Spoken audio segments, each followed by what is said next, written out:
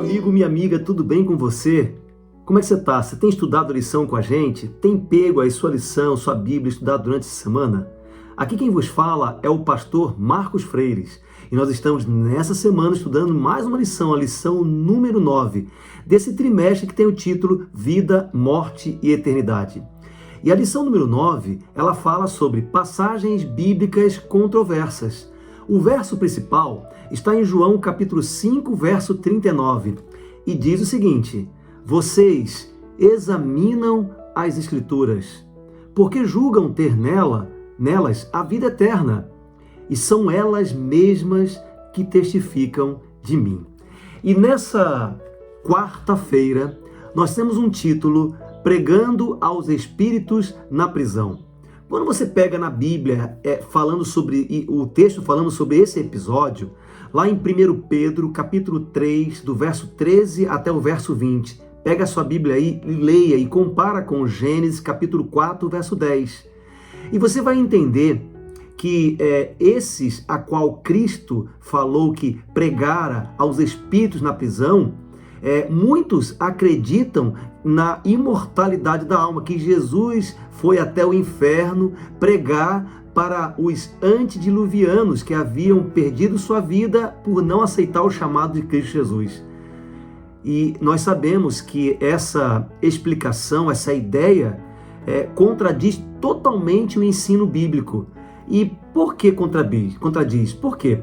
Porque na Bíblia, depois que a pessoa morre, não há uma outra oportunidade de salvação.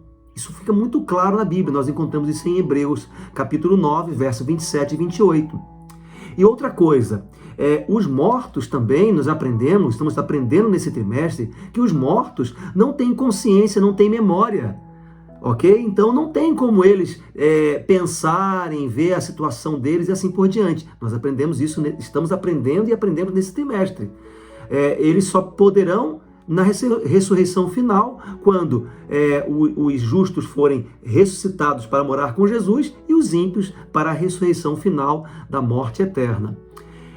Além disso, alguns também acreditam que Jesus tivesse pregado aos anjos caídos. Isso não é possível, porque os anjos caídos não têm mais oportunidade de salvação.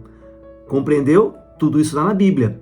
Agora, para quem então Cristo pregou com esse termo, aos espíritos em prisão? Primeiro, a gente tem que entender que espírito, nesse contexto aí, vem do grego chamado pneuma. E pneuma, ele faz referência também a pessoas vivas, que podem aceitar o convite ou não de salvação.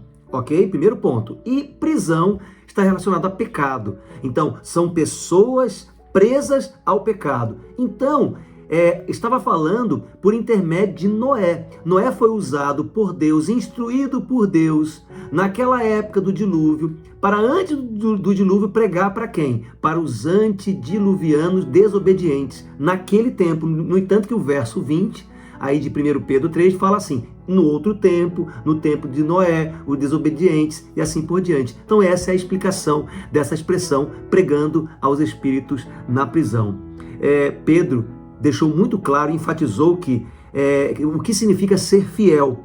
E ele não tratou do estado dos mortos, ok? Que Deus ajude você também a ser um fiel e aceite o chamado de Deus. Um abraço e fique com ele.